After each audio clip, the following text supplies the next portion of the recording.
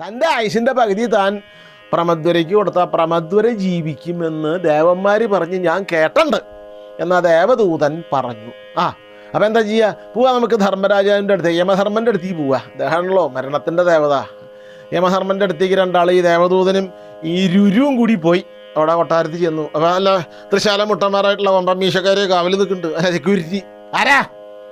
ദേവദൂതനെ കണ്ടപ്പോൾ മനസ്സിലാ, പൊക്കോളോ തീ പൊക്കോളോ. യമധർമ്മൻ അവിടെ ഇരിക്കുന്നുണ്ട്. ആരാ? ദേവദൂതൻ. അതെ, ഇതാരാ? ഇത് രുരു. രുരുവിൻ്റെ ഭാര്യ പ്രമദ്വര മരിച്ചു. മരിച്ചുല്ലേ? അപ്പോൾ പകുതി ആയുസ് രുരു പ്രമദ്വരയ്ക്ക് കൊടുക്കും. പകുതി ആയുസ് രുരു പ്രമദ്വരയ്ക്ക് കൊടുക്കുന്നുണ്ടെങ്കിൽ പ്രമദ്വര ജീവിക്കും.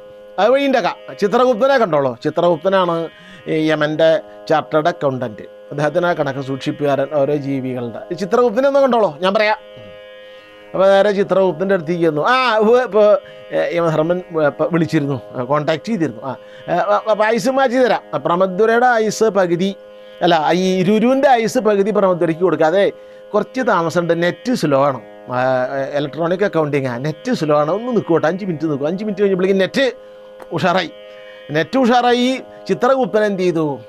പ്രമദ്വരയുടെ ആയുസിൻ്റെ അക്കൗണ്ട് ക്രെഡിറ്റ് ചെയ്തു, ഈ രുരുവിൻ്റെ ആയുസ് ഡെബിറ്റ് ചെയ്തപ്പോൾ രുരുവിൻ്റെ ആയുസ് പകുതിയെ കുറഞ്ഞു, പ്രമദ്വരയുടെ ആയുസ് കൂടി, അവൾ ജീവിച്ചു.